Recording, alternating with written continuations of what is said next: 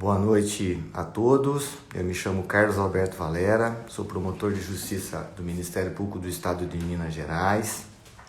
Gostaria primeiramente de agradecer a colega Cristina Seixas, do Ministério Público do Estado da Bahia, a nossa presidente da ABRAMPA, Associação Brasileira dos Membros do Ministério Público Brasileiro Ambiental. Também registrar os meus agradecimentos à Procuradora de Justiça Silvia Capelli, porque coordena a nossa escola da ABRAMPA, e também de forma muito especial ao meu colega Leonardo Castro Maia, do Ministério Público do Estado de Minas Gerais, que me fizeram esse convite e me confiaram essa tarefa. Nós estamos hoje na 6ª live da ABRAMPA, com o tema Identificando as maçãs podres do agronegócio, o potencial da tecnologia em apoio ao Ministério Público.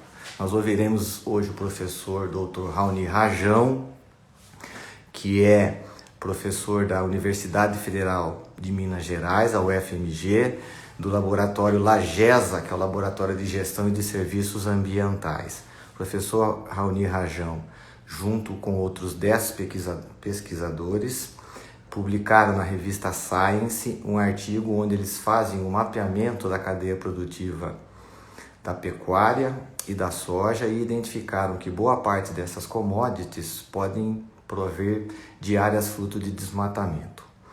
Então, vamos aguardar aqui o professor Raoni Rajão.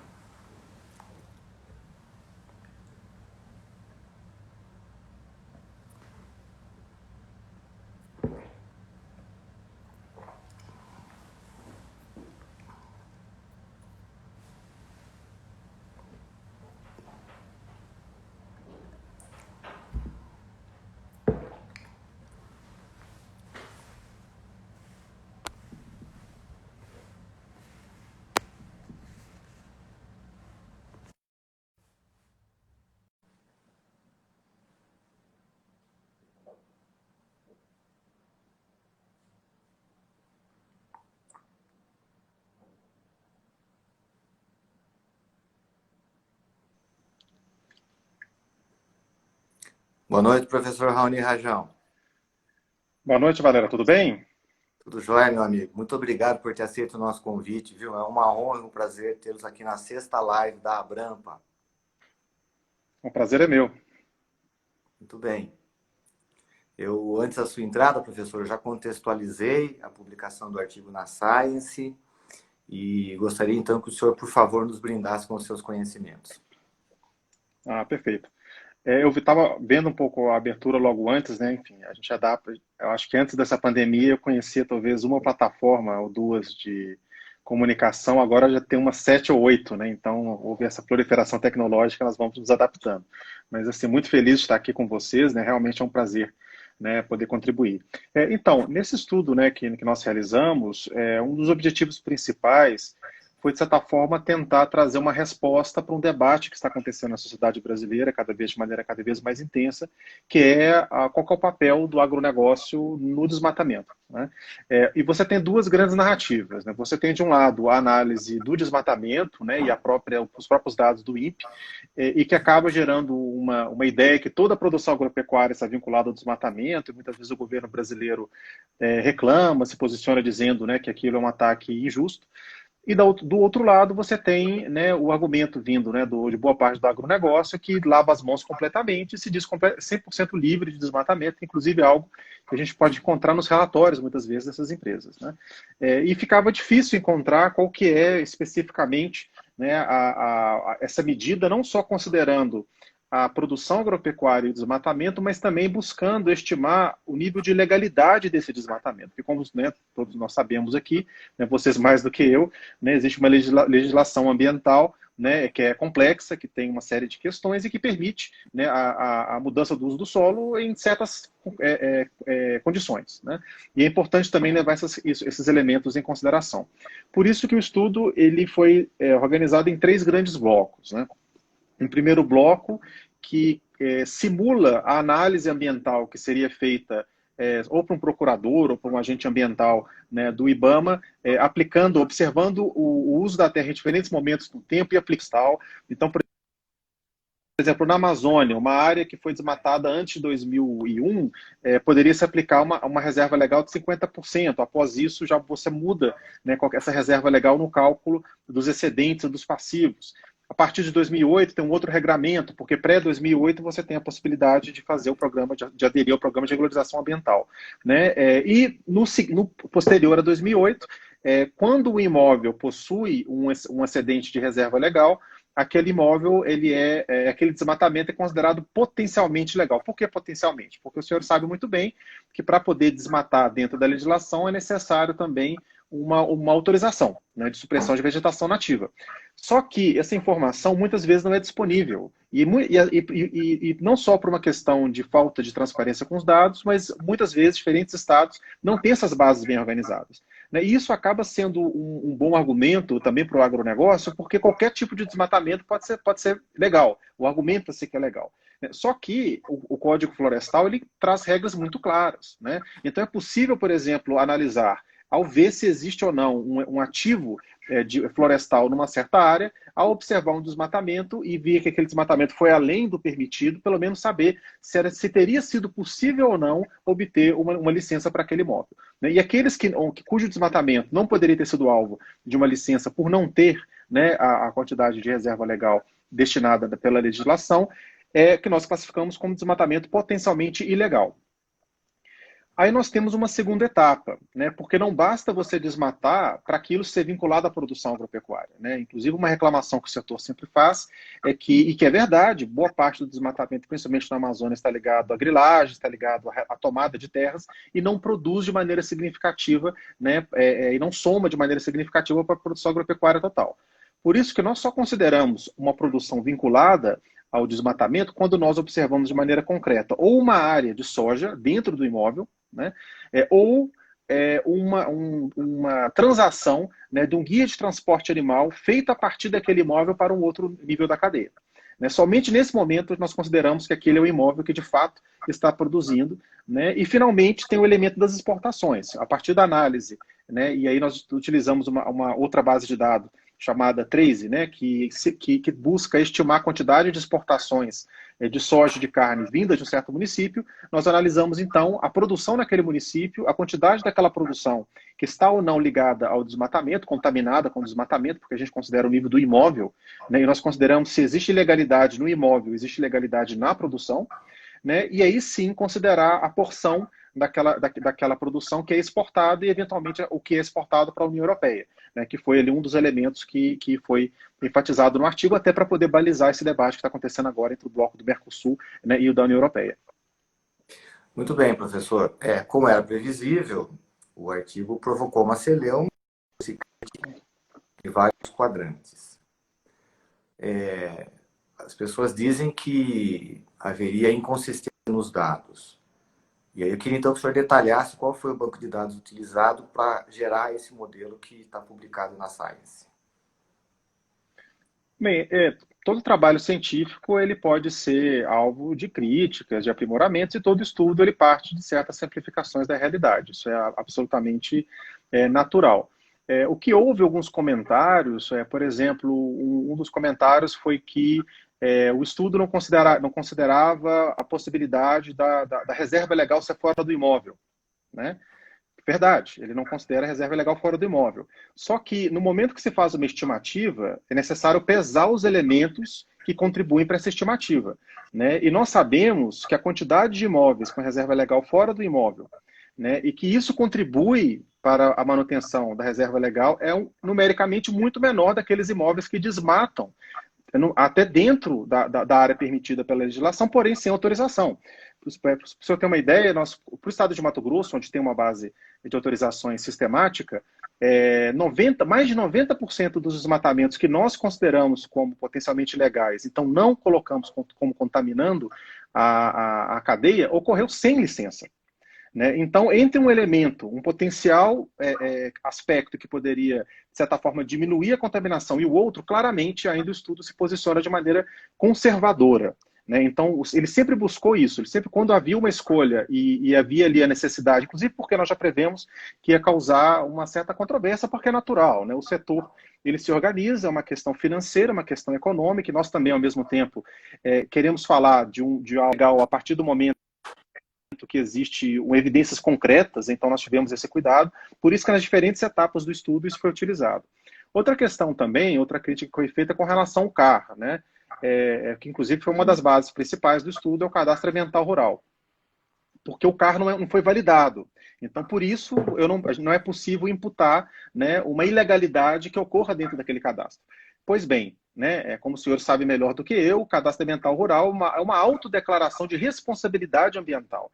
A partir do momento que existe um produtor que declara que é responsável por aquela área e aquela área desmata, né, ilegalmente, ou potencialmente ilegalmente produz, é necessário, é possível sim imputar, né, uma evidência de uma ilegalidade ambiental, como é feito, por exemplo, né, do Amazônia Protege, como é feito pelo Operação Controle Remoto do IBAMA e tantas outras, né? Então, o que ocorreu foram alguns questionamentos mais nessa linha, feita por consultorias, né, que trabalham, né, dentro do agronegócio, mas desses comentários, de certa forma, como o estudo ele foi feito com esse cuidado, e ele tem ali também, ele passou por um processo de revisão pelos pares, por mais, né, de 7 meses, com várias rodadas, e realmente houve ali todo um detalhamento, uma melhoria, nós temos a confiança que é um estudo robusto, né, e que se outro estudo vier, né, e que aprimorar, e que traz um aprimoramento do monitoramento, que traz dados a mais, que traz maior riqueza, vai ser muito bem-vindo. Mas até então nós não vimos, inclusive nessas críticas, nenhum aprimoramento do monitoramento. O que nós vimos foram apontamentos locais que, de certa forma, não interferem na conclusão levantada pelo estudo até então. E um outro ponto, se me permite, professor Raoni, essa crítica eu concordo, é autodeclaratório, né? Então foi a própria pessoa que indicou se havia ou não passivo na sua propriedade rural e se vincularia ao PRA. E lembrando um dado, que nos artigos que eu li, fazendo a crítica ao vosso estudo, eles esqueceram que o PRA só é permitido nas áreas desmatadas até 22 de julho de 2008.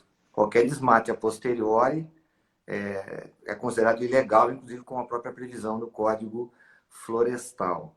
E Sim. Analisando a série histórica que está no artigo, é evidente que nós temos os anos de 2017, que aí os desmatamentos feitos nesta oportunidade seriam completamente ilegais. Mas eu queria trazer também um pouco para reflexão.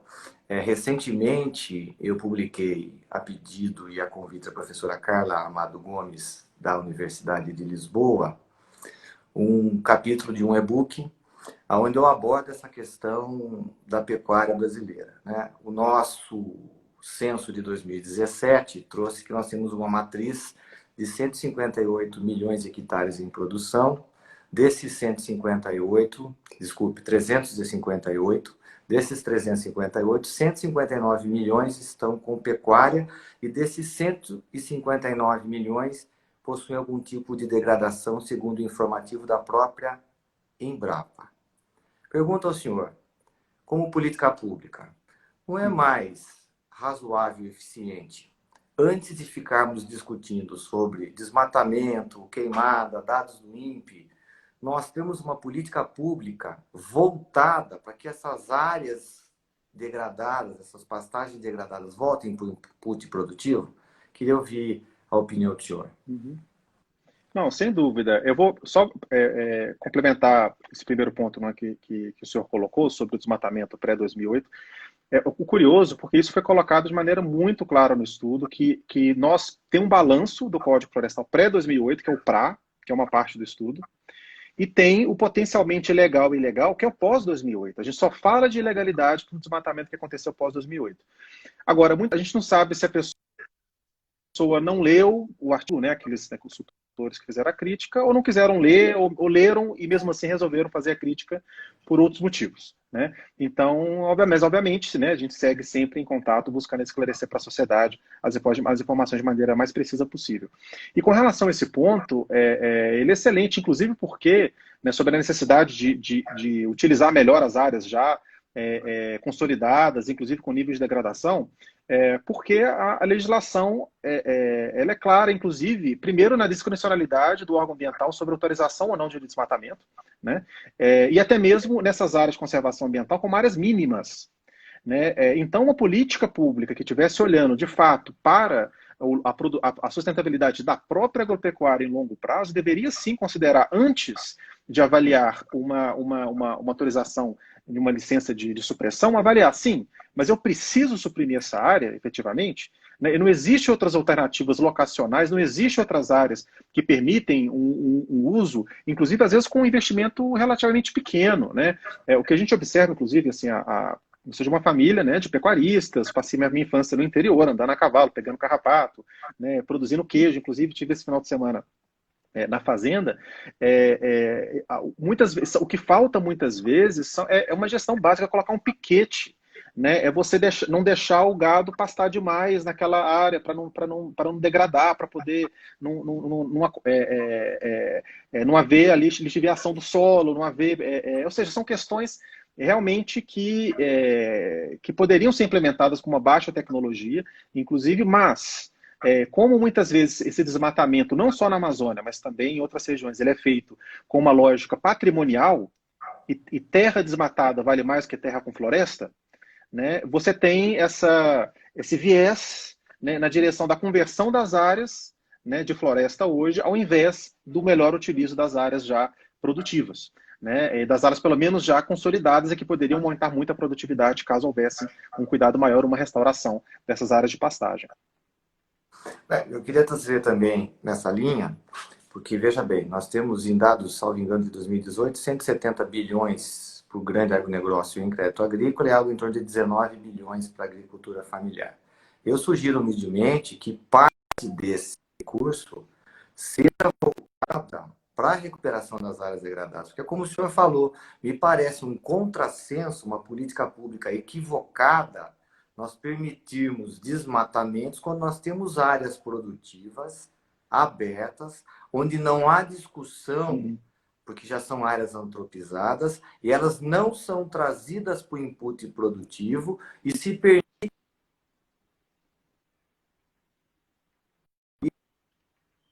o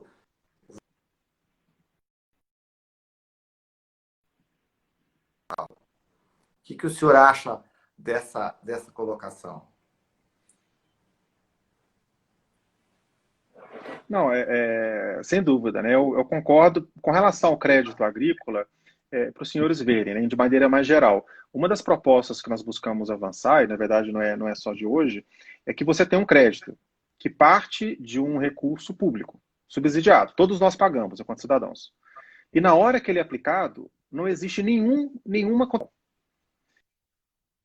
Inclusive, pelo contrário, existe um esforço de transformar toda a contrapartida ambiental como um mero registro no cadastro ambiental, como inclusive ocorreu quando a medida provisória foi convertida em lei, né, onde o artigo que tratava especificamente do crédito rural, que falava que o imóvel tinha de estar cadastrado e regular perante o Código Florestal, ficou só cadastrado.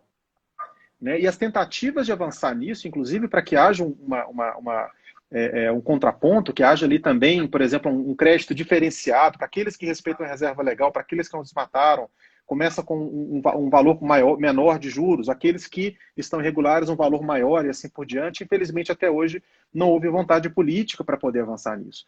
Né? E aí você tem um segundo problema, que é o desbalanço entre a pequena agricultura e a grande agricultura. Né? Lembrando que a pequena agricultura, né, é responsável pelo grosso da produção das hortaliças, das verduras, né, tem um papel absolutamente essencial, né, para chegar na mesa dos brasileiros. Né? E a grande agricultura, sim, é muito importante para o balanço do comércio, para obter divisas, né? Traz também PIB, traz também desenvolvimento, mas ele está mais vinculado à carne do chinês, né, e a alimentação dos porcos na Holanda, do que necessariamente o alimento do nosso dia a dia. Né? Então é necessário também pensar, quando a gente parte de uma perspectiva de bem comum, né, e desses recursos, né, que são distribuídos a partir do Plano Safra, da importância de equilibrar melhor, né, esses gastos e também as exigências que são dadas a partir do acesso a diferentes linhas de crédito.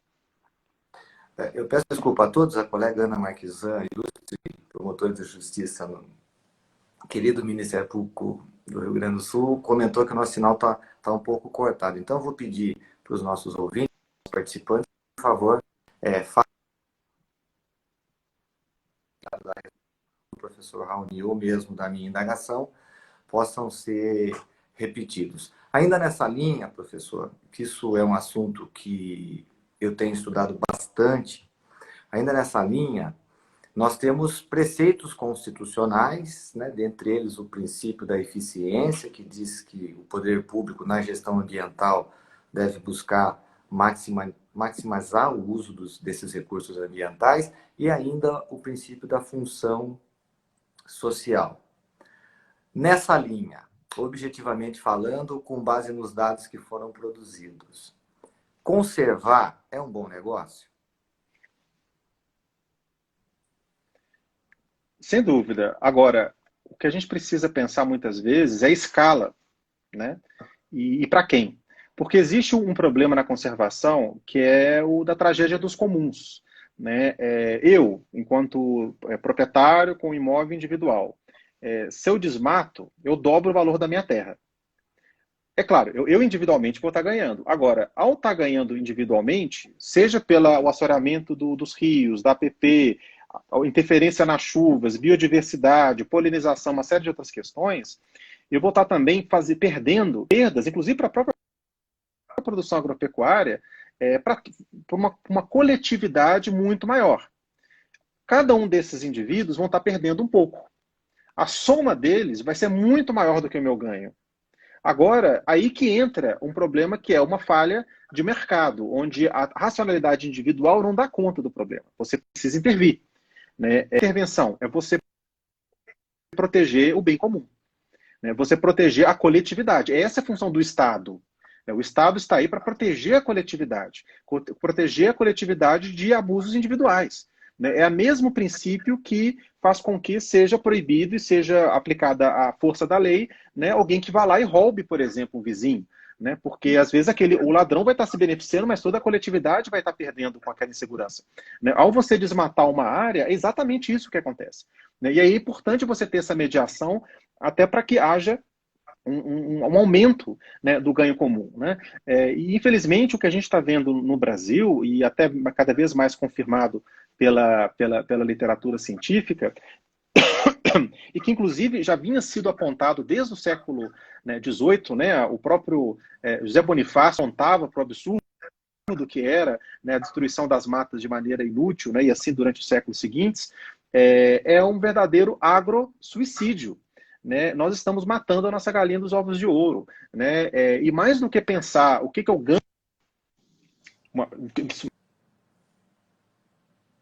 mais do que pensar o que eu ganho aumentando a minha área, eu tenho que pensar o que é perdido para a coletividade ser convertido. E assim, como eu disse, tenho estudado bastante esse tema, principalmente das pastagens degradadas, e o que eu tenho notado é que o agronegócio brasileiro é eficiente, é composto na sua maioria por pessoas que querem fazer o bem, mas que ainda há uma parcela.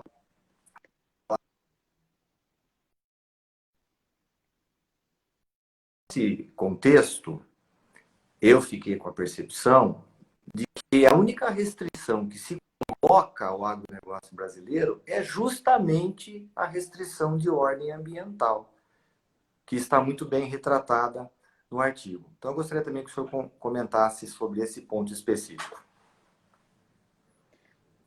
Então, até um dos resultados principais é que, inclusive, está no título do artigo. Né? O que é maçã podre? Maçã podre é uma expressão em inglês, rotten apples, né? É que é aquela maçã que está na cesta e que estraga toda a cesta. Né? Mas a cesta como um todo ela é boa, são maçãs boas. Mas se você não retirar aquela maçã podre da cesta, você vai estragar toda a cesta. Né? E isso é representado, inclusive, numericamente, quando nós olhamos que 2% dos imóveis na Amazônia e no Cerrado são responsáveis por mais 62% de todo o desmatamento ilegal. São pouquíssimos imóveis. Os outros 98% não são um problema. O problema são esses 2%. Né? O grosso do problema são esses 2%. E aí se coloca a questão, né, de como é que a gente faz para poder avançar nesse ponto. Como é que a gente faz para poder melhorar a gestão buscando, né, esse resultado, esse bem comum. né? E, de certa forma, o que o artigo traz, inclusive, uma proposta, porque ele não só identifica o problema, porque alguns outros estudos apontam para isso, mas ele mostra que é factível criar uma solução, ele propõe uma solução pronta, né, que de certa forma é um piloto de algo que inclusive pode ser ampliado, e que, inclusive, nesse ponto específico do monitoramento das cadeias, nós temos aí, né, um acordo de cooperação técnica já assinado agora recentemente com o Ministério Público Federal, né, então mostrando, inclusive, com o objetivo de avançar, né, nessa direção. Né? Então, aí fica, inclusive, o convite, né, de estreitar as relações aí entre o Ministério Público de um lado e a academia do outro, para não só a gente apontar problemas, mas também indicar formas de avançar nas soluções. Não tenha dúvida. Eu tenho usado um bordão, porque depois que eu me aproximei intensamente da academia, e vossa pessoa é um exemplo disso, quando nós nos conhecemos nas discussões sobre o Código Florestal, a minha atividade melhorou significativamente. Eu tenho dito que a gente tem que praticar ciência de ponta a ponta. E com base nessa ciência de ponta a ponta, quais são, e nós estamos aqui no ambiente democrático, e o Ministério Público também não está imune a críticas, quais seriam, então, as propostas objetivas que o senhor e os seus pares teriam para o Ministério Público? Eu acho que um dos pontos principais para o Ministério Público é que o Ministério Público, na minha perspectiva, ele é um instrumento muito poderoso da sociedade, né? Mas ele tem limites, inclusive, de pessoal, né? São relativamente poucos, né? E isso significa que os alvos têm de ser muito bem pensados, né? De modo tal a gerar efeitos em cascata. Porque, em última instância, não tem como o Ministério Público substituir o Executivo. Ele é complementar, né, e ele está aí exatamente para poder apontar, né, apontar falhas e apontar direções. O que, por exemplo, o nosso estudo contribui, ao indicar esses 2%, é dizer, eu não preciso ir atrás das formigas, eu não preciso ir atrás desses outros, né, 98%. Vamos atrás dos elefantes. Né? Mas, obviamente, são questões técnicas muito complexas. Né? Por exemplo, como é que eu sei, né, no território onde eu atuo, né, no caso do Ministério Público Estadual, ou até numa regional, quais são os imóveis ali que, mesmo antes de fazer uma investigação, de fazer de receber uma denúncia, ele já está desmatando ou tem uma evidência de uma grande área, de um déficit de reserva legal muito grande, ou de até mesmo uma área de APP muito extensa que poderia ser recuperada. Né? E o que o nosso estudo traz é isso, é um indicador, né, um primeiro indicador que possibilita filtrar e escolher melhor essas áreas de atuação e, a partir disso, fazer uma intervenção mais cirúrgica. Né? E ao ser mais cirúrgico, podendo ser mais efetivo, mesmo com limites de pessoal, limites de recurso, né, que são inerentes ao próprio Ministério Público. Né? Então, nós vemos isso como um potencial muito grande, né, de colaboração. Sem dúvida, só do Ministério Público, a Comissão de Meio Ambiente, que se transformou em comissão. Nós estamos discutindo essa questão com duas instituições, uma é o INPE e a outra é o MAP Biomas, que inclusive eu sei que o professor é colaborador do MAP Biomas. E eu estou convencido, e eu acho que os meus colegas que participam da comissão junto comigo, que as geotecnologias vão ser um grande instrumento de proteção e conservação ambiental. Isso foi fácil a questão das geotecnologias para os nossos colegas e para todos os nossos participantes. Então, nós, até um esclarecimento, nós até utilizamos os dados do MAP Biomas, como fizemos nesse artigo, mas na verdade nós somos mais próximos do INPE nas nossas colaborações do que do MAP Biomas. Mas eu acho que os dois têm um papel aí muito importante, porque lembrando que o MAP Biomas Alerta, né, ele traz aí umas novidades muito grandes, mas ele parte dos alvos detectados pelo INPE. Então, sem INPE, não tem MAP Biomas. Né? Inclusive tem aí até para poder alertá-los, não sei se os senhores estão cientes, existe nós temos o PRODES, né? A Amazônia tem um PRODES cerrado e o DETER cerrado. Não existe orçamento público para continuar o DETER e o PRODES cerrado para o ano que vem. E sem isso, teremos aí um blackout do desmatamento no cerrado, o maior e mais importante bioma brasileiro, inclusive para o agronegócio. Né? Então existe aí um perigo muito grande que cerca, né, essas questões. E aí, e por que elas são tão importantes? Né? Uma nota histórica. O meu doutorado foi sobre o papel das geotecnologias no controle do desmatamento e como que a introdução dessas geotecnologias transformou o combate ao desmatamento. Antes dessas geotecnologias, o controle do desmatamento era feito com base num vizinho mal-humorado que ligou e denuncia o outro, ou às vezes até mesmo um fiscal mal intencionado que chega para um produtor e ameaça ele, inclusive com uma grande possibilidade de corrupção, que a gente sabe que infelizmente era bastante comum, né, nos órgãos ambientais. E a partir do momento que você tem a visibilidade do desmatamento como um todo, você consegue racionalizar o combate ao desmatamento. Por exemplo, indo atrás dos alvos maiores, você consegue melhorar a qualidade das peças técnicas, né? Porque em vez de você ter uma testemunha ou até mesmo uma foto que poderia ser tirada em qualquer lugar, você tem uma coordenada geográfica, você tem uma imagem de satélite verificada de maneira independente e aquilo ganha uma força jurídica no momento que aquele desmatamento é questionado na justiça, que é muito forte, né? Algo que não existia anteriormente. Então você teve ali não só uma capacidade maior de ação dos órgãos de fiscalização, mas também uma força maior dos documentos técnicos da fiscalização no âmbito administrativo e também no âmbito, né, civil e penal, né? Então, esse eu acho que é um dos grandes, uma das grandes somas. Um outro elemento também, que já sai de uma aplicação mais simples do geoprocessamento, como uma imagem de satélite, que vê um desmatamento e já começa a entrar em alçadas mais complexas, é a modelagem espacialmente explícita, né? No caso do nosso estudo, nós simulamos o trabalho individual, né, um trabalho de avaliação de mais de 815 mil imóveis, né, simulando o trabalho que poderia ser feito por um fiscal do IBAMA, ou até mesmo por um membro do Ministério Público, né? Isso possibilita automatizar esses processos, que é verificar a hidrografia, a APP, qual é o tamanho do rio, qual é a largura da APP, calcula a data de desmatamento, área consolidada ou não é, do PROS 2008, desmatamento potencialmente legal e potencialmente ilegal, enfim. Todas essas regras aplicadas em sequência e de maneira maciça, com técnicas de Big Data, permite você ter um ganho de escala muito grande e aplicar, né, essas tecnologias para poder, de fato, fazer um monitoramento que não é pontual, né, que não é, né, fazendo aqui o paralelo ao Vigiar e Punir do Foucault, né, que é aquela ancien regime, onde o cavaleiro, né, baixava, né, e cortava a mão do moleque que ele acabou de ver roubando uma maçã, e passa a ser um controle panóptico, um controle que é universal, né, onde o infrator ele não comete a infração, ele obedece à lei não pelo peso da pena, mas pela certeza que, caso ele infrinja a legislação, ele vai ser punido. Esse tipo de certeza a partir da visibilidade que nos traz as geociências, né, e as geotecnologias, que é absolutamente transformadora da gestão ambiental. Então, é nesse ponto que eu queria insistir, porque nós, a grande maioria aqui que nos ouve, esse refinamento técnico. Então, assim, como é que os chegaram na ponta? Nós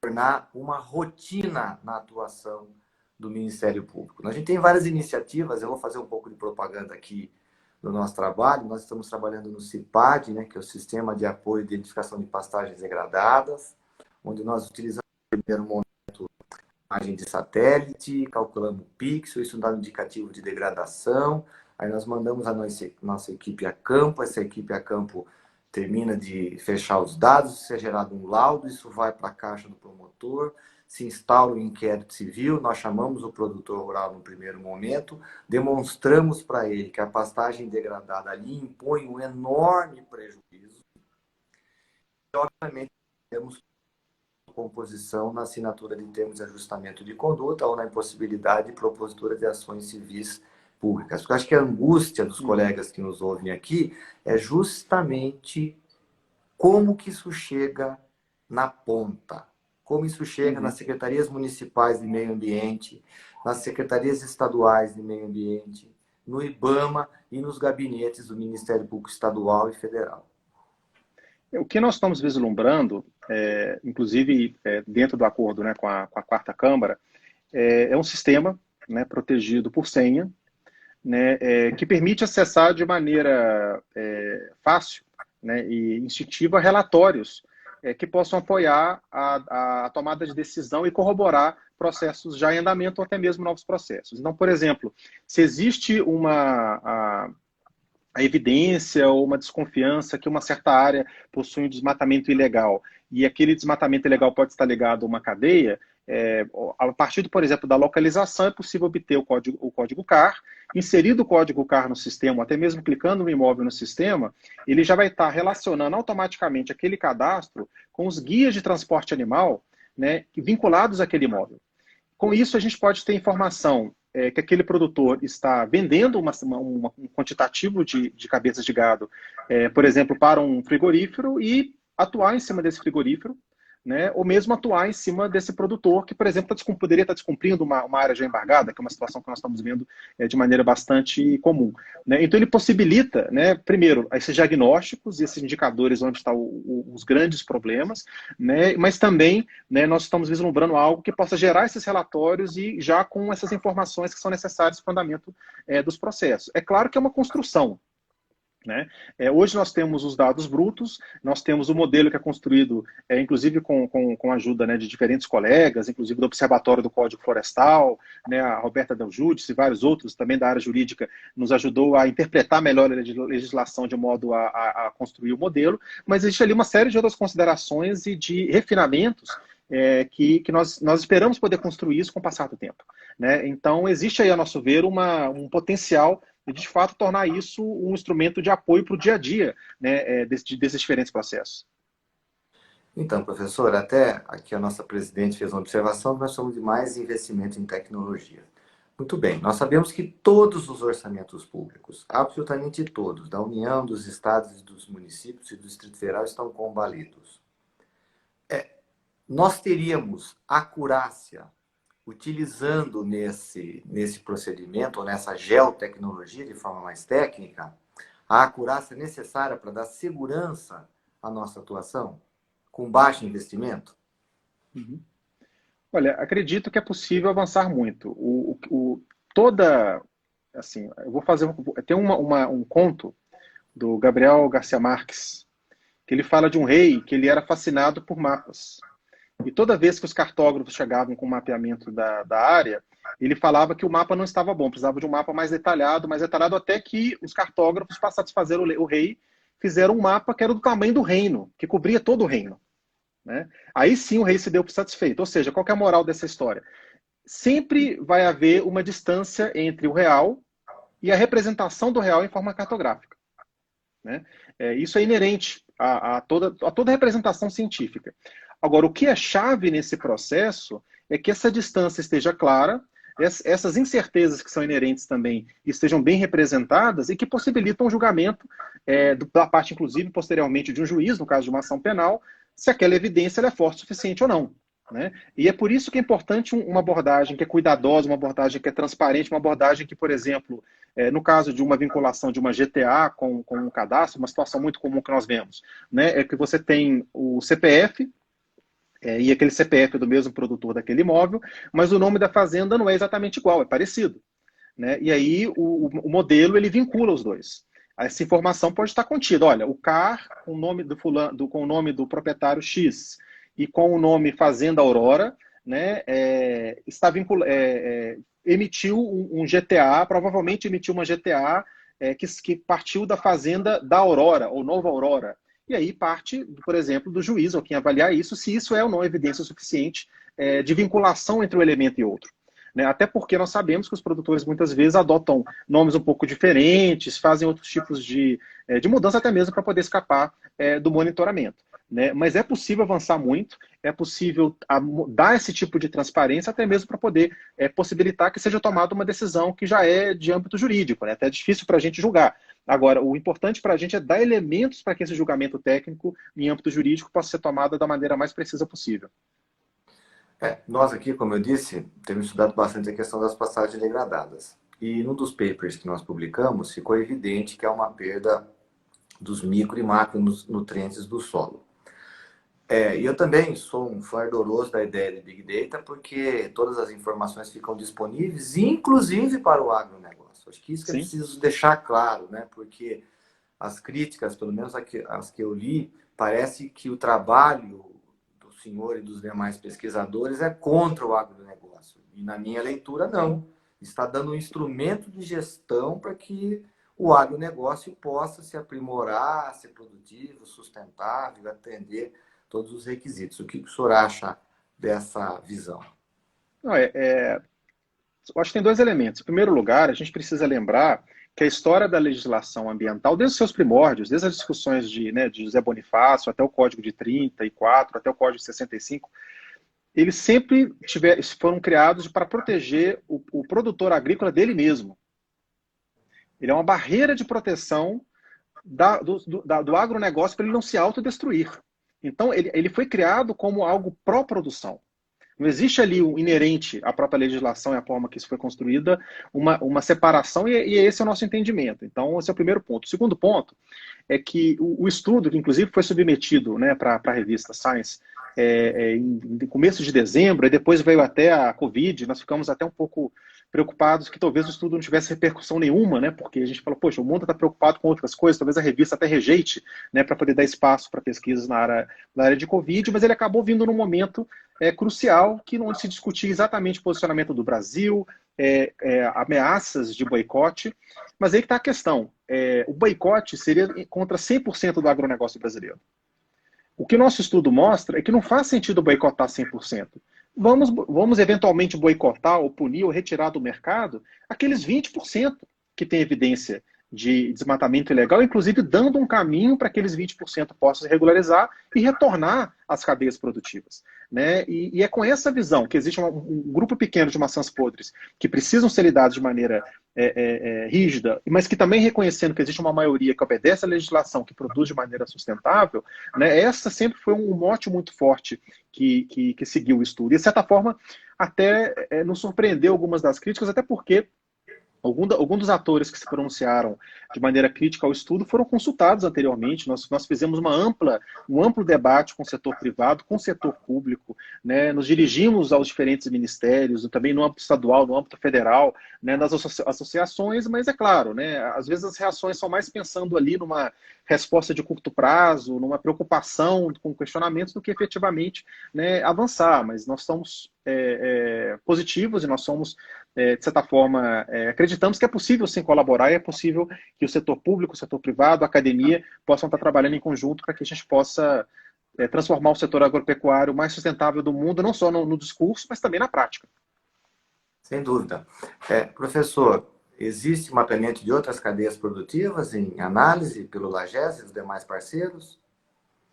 No momento, não. Né? Nós temos ali, o objetivo nesse momento é aprofundar as análises, né, da cadeia da pecuária e da soja.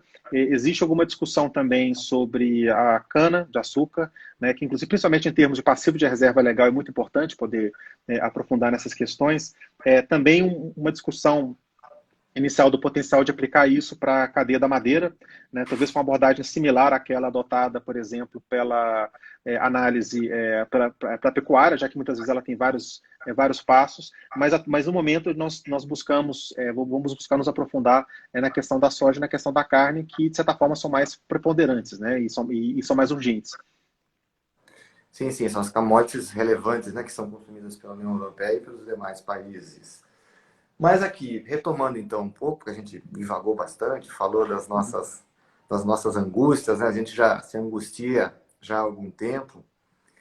E qual o potencial de apoio do paper para a atuação do Ministério Público?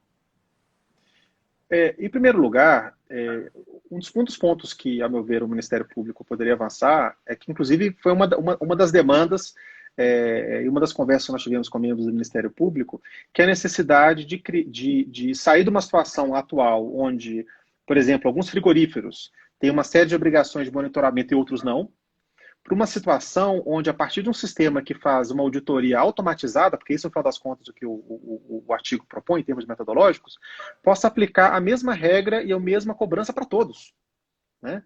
Então, existe um potencial ali, de certa forma, colocá-los, evitar, inclusive, desvantagens competitivas, né? Que algumas vezes alguns frigoríficos que são colocados, né, em que assinam TAC, reclamam dos demais. Então, acho que um dos primeiros pontos é esse, né, de possibilitar uma maior robustez e uma universalização, né, das exigências ambientais feitas atualmente por um grupo pequeno de frigoríferos. E o segundo ponto avança nessa direção de trazer informações mais concretas para o dia a dia da atuação do Ministério Público, né? Onde posso observar, por exemplo, obter informação de um imóvel individual, né? E a partir daquele imóvel já ter um resultado que vem de uma análise de geoprocessamento, se aquele imóvel se sobrepõe a uma terra indígena, uma unidade de conservação, se ele desmatou, quando que ele desmatou, se ele compra gado de quem, se ele vende gado para quem, se existe já um auto de infração estadual, ou federal, uma área embargada, né? Ou seja, uma série de considerações, né, que muitas vezes, né, me foi relatado por colegas, né, do Ministério Público,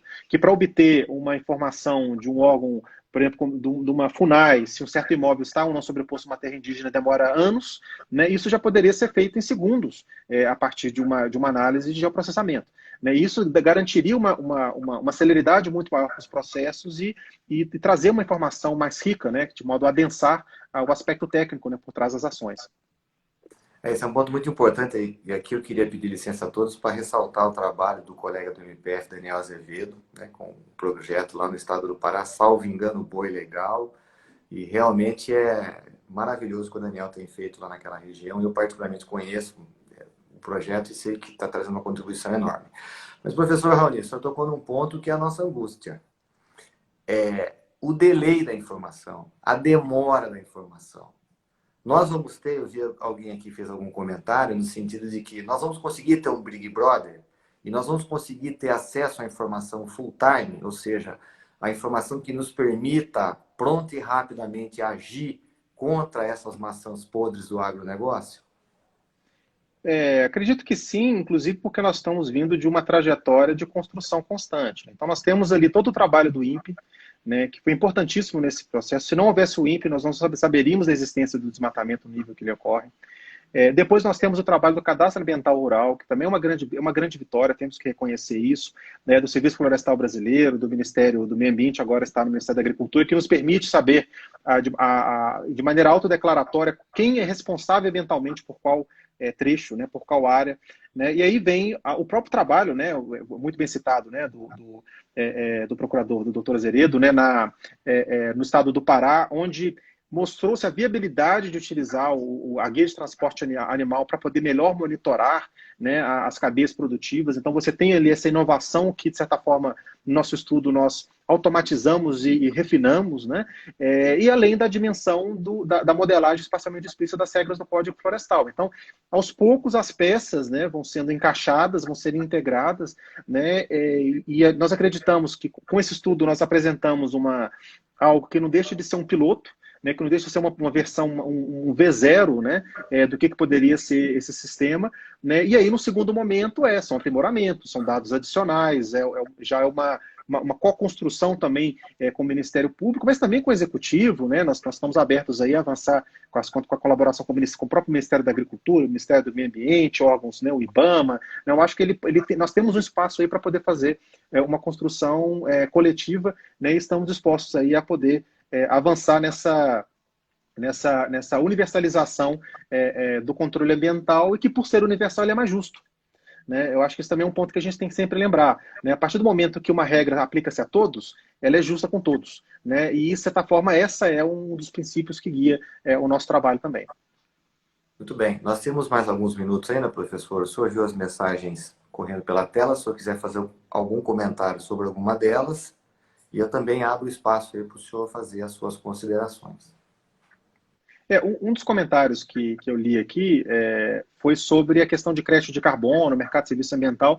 Nós vemos um potencial muito grande, inclusive, um dos trabalhos que nós temos envolvidos é sobre as cotas de reserva ambiental, né, onde você tem um imóvel rural que tem floresta a mais e que pode, de certa forma, estar alugando aquela floresta para quem tem floresta a menos. Né? Mas é importante lembrar que todos esses mercados, você tem uma oferta, mas você precisa de uma demanda. E essa demanda só vai ocorrer se houver uma cobrança da legislação ambiental. Se houver uma cobrança da reserva legal. Aí sim, nós vamos estar, de certa forma, premiando aqueles, né, que, de certa forma, obedeceram à lei, às vezes até foram além das exigências da legislação. Então é muito importante também entender como que a chamada, né, cenoura, né, porque fica muito essa discussão, não, vocês trabalham só com porrete, tem que ter cenoura, mas se não houver porrete, não existe cenoura. Né? Não existe mercado de carbono que premie aquele que emite menos se não tiver uma punição para aquele que emite a mais. Né? São dois aspectos da mesma moeda e é importante avançar com equilíbrio, mas sem esquecer que não existe solução que parte de um lado só. Dois pontos. A doutora Silvia Capelli solicitou que o senhor disponibilize o seu artigo para nós, por um link na Abrampa, para que fique Sim. acessível a todos os nossos associados. E eu queria tocar num ponto de saber, embora nós reservadamente já tenhamos conversado sobre isso, sobre essa questão de stick ou carrot, né? A cenoura ou o porrete, e sobre os serviços ambientais. Uhum. Como que nós poderíamos avançar nessa discussão de serviços ambientais? Eu acho que tem um ponto que é absolutamente crucial e que muitas vezes fica invisibilizado, que os mercados ambientais, o que é um mercado? O mercado é uma máquina de otimização. Né? Ela reduz custo. Mas ela só reduz custo com um ganho ambiental se ela for bem regulamentada. Então não adianta, por exemplo, eu sair distribuindo, comprando crédito de carbono e compensando aqueles que têm um imóvel rural 100% preconservado na cabeça do cachorro na região norte do estado do Amazonas. É uma região que não vai ser desmatada porque helicóptero não desmata. Eu não consigo nem... É muito difícil alcançar. Agora, é diferente uma situação onde existe uma possibilidade, um risco de desmatamento, por exemplo, e aí sim eu faço um pagamento, eu pago pelos serviços ambientais de modo a manter aquele serviço. Aí o produtor que tinha a escolha de desmatar e iria desmatar provavelmente se não recebesse aquele recurso, ele muda o comportamento dele e passa a conservar. Né? E isso significa que é necessário não só pensar nisso de um ponto de vista de distribuição de recursos ou de quem está prestando um serviço ambiental, mas trazer do ponto de vista daqueles que estão prestes a reduzir a prestação de serviços ambientais. Porque é na manutenção dos serviços ambientais daquele que provavelmente iriam reduzir essa provisão que está a adicionalidade do pagamento de serviço ambiental. E isso você consegue chegar nesse tipo de discussão a partir de análise, por exemplo, das tendências de desmatamento, ou seja, não só de quem tem floresta a mais ou a menos, mas daqueles onde tem um risco maior, onde tem um risco menor. As áreas que provavelmente existe já uma tendência daquele perfil de produtor para desmatar ou não. Ou seja, você precisa de muita inteligência, né, e de ciência por trás disso, de maneira a garantir um resultado melhor. Né? Isso, ao mesmo tempo, não substitui a cobrança da lei. Por exemplo, eu tive uma conversa uma colaboração com um cientista da Costa Rica. Né? Sabemos que a Costa Rica ela é famosa por ter um dos programas de pagamento ambientais tidos como de maior sucesso, porque teve ali a implementação do programa de pagamento de serviço ambiental e um nível de restauração florestal enorme, né, no país. Só que ele me contou um detalhe. Antes de implementar o programa de serviço ambiental, eles proibiram todo o desmatamento. Foi desmatamento zero. Aí, num segundo momento, inclusive com uma ação de redução de pobreza, vieram os pagamentos por serviço ambiental. Isso nos traz a lição que sem, digamos, o porrete, sem um limite, sem uma obrigatoriedade, dificilmente nós vamos ter ali uma construção, uma busca por um caminho que, inclusive, vai estar trazendo alternativas para o desmatamento. Ou seja, os dois caminhos têm que andar de maneira equilibrada e inclusive, porque não existe pagamento por serviço ambiental que vai garantir 80% de reserva legal na Amazônia. Né? Não tem como. Né? Sem você cobrar do outro lado, por exemplo, a legislação. Então, mostra a necessidade de avançar, né, e de trazer esses dois elementos de maneira juntas. Muito bem. Tem algumas outras indagações? O senhor queria fazer mais algum comentário? Acho que, assim, excelente o debate, né? Estamos aqui realmente muito, muito contentes de estar, né, colaborando de maneira cada vez mais próxima com o Ministério Público. Veio um comentário aqui de um ilustre advogado aqui de Uberlândia, o Dr. Franco Alves, com relação à atenção dos investidores para a sustentabilidade. Uhum. No artigo isso é trabalhado, mas eu queria a sua percepção pessoal. Isso agora foi publicizado, né? Porque as grandes empresas aqui do Brasil fizeram uma carta à presidência da República e ao próprio ministro Ricardo Salles. Então eu volto no tema, né? Eu acho que é muito mais economicamente rentável conservar do que desmatar e degradar. E o meu sonho, eu espero, é que nós convencemos o governo a mudar a política pública com relação às pastagens degradadas, nós teremos uma folga de 100 milhões de hectares que Uhum, cumpriria com facilidade a meta da ONU, especificamente da FAO, em aumentar a produção de alimentos em 40% até uhum, 2050, e nós poderíamos tranquilamente decretar uma moratória do desmatamento brasileiro. Queria uhum. ouvir a percepção do senhor sobre isso. Nós já estamos caminhando aqui para a nossa hora e logo a gente tem que fazer o encerramento. Não, eu concordo inteiramente com você, Valéria. Inclusive, eu já tenho acompanhado há muitos anos, né, o seu trabalho e admiro não só como procurador, mas também como cientista dos solos, né, com doutorado na área, com uma atuação, né, que junta, de certa forma, esse elemento jurídico com o elemento científico. E nós temos também essa mesma percepção, né? Se nós não tratarmos de maneira concreta, de maneira objetiva, como fez, por exemplo, a União Europeia, né? A política comum agrícola da União Europeia propiciou uma recuperação de áreas degradadas enorme nos últimos 30, 40 anos, né? Inclusive com aumento de produção, inclusive do valor da produção. Né? Ou seja, que não é você produzir grandes volumes, mas você produzir um produto de qualidade, você produzir um produto que está ligado àquele território. Ou seja, é um caminho que o Brasil já viu outros países seguindo, ele poderia seguir também. Com relação a essa questão das relações internacionais, vale a pena fazer só uma breve contextualização. Em 2009, o Brasil exportava 1,2 bilhões de dólares de produtos madeireiros da Amazônia. Aí você teve, por causa do desmatamento, que em 2008 estava bastante alto, né? 2004, 2008 ainda estava alto, uma proibição da importação de madeira para a União Europeia e para os Estados Unidos, vinda, né, de madeira em tora, com ilegalidades, e com isso as exportações brasileiras de madeira caíram pela metade. Metade. Né? Depois nós tivemos toda aquela pressão internacional ligada a trabalho infantil vinculado à produção de, principalmente, vestuário no Sudeste Asiático. A produção que estava concentrada em Vietnã e outros países, parte disso, inclusive, voltou para a Europa, voltou para os Estados Unidos. Mais recentemente, nós tivemos uma decisão da União Europeia, depois de anos de frustração no combate ao desmatamento ligado à produção de óleo de palma no Sudeste Asiático, que até 2030, você queimar um litro de biodiesel de óleo de palma ou de petróleo vai ter exatamente o mesmo valor perante as políticas europeias. Isso significa, na prática, matar o mercado de exportações de biodiesel para a União Europeia, que era até então um dos maiores mercados do mundo. Ou seja, isso já está avançando, isso já está chegando, isso já chegou em várias cadeias, em diferentes setores, e agora chegou no Brasil.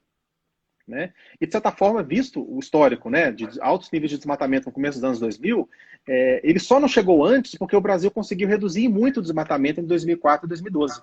Né? Então, não é algo excepcional do Brasil, não é algo excepcional desse governo, não é uma vingança contra um governo de direita, um governo de esquerda, inclusive porque esses debates vêm, né, inclusive, por exemplo, o próprio Reino Unido, hoje com um partido, um governante de esquerda, um dos partidos mais, de direita, perdão, e conservador, né, é um dos países mais que tem uma ação mais forte com relação ao combate das importações com desmatamento, é um movimento global. Ou o Brasil se adapta, ou o país vai ficar para fóssil. Né? Ou ele tem um produto que é competitivo, não só em termos de produzir barato, mas é também competitivo em termos de escolha de mercado, ou seja, qual que é a melhor soja? A soja brasileira ou a soja americana, ou a soja argentina, etc. E aí vinha uma escolha para o Brasil por causa das suas características ambientais. Se nós não conseguimos ter esse tipo de característica, dificilmente nós conseguiríamos avançar, né, e ter aí uma sustentabilidade também de longo prazo para o nosso agronegócio. Muito bem. Professor, resta-nos só 1 minuto e 30. Eu gostaria que você fizesse as suas considerações finais, por favor.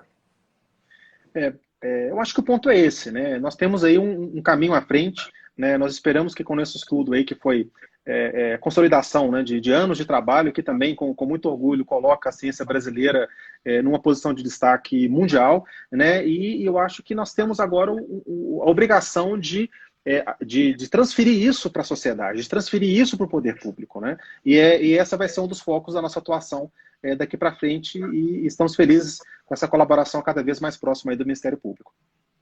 Muito bom. Professor Raoni Rajão, é uma honra e um prazer poder ter mediado essa conversa aqui. Sabe que eu tenho um apreço e um carinho pela sua pessoa e toda a equipe do Lagesa. Vocês são os parceiros de primeira mão do Ministério Público do Estado de Minas Gerais. Veja no Ministério Público também o seu parceiro e em toda a Abrampa. E eu reitero meus agradecimentos à nossa presidente Cristina Seixas, à doutora Silvia Capelli, ao meu estimado e querido amigo Leonardo Castro Maia pelo convite, a possibilidade, primeiro, revê-lo, que eu estava com saudade, e segundo, poder ter uma discussão tão qualificada. Então, eu agradeço a todos e me despeço com uma boa noite e que Deus nos abençoe. Muito obrigado.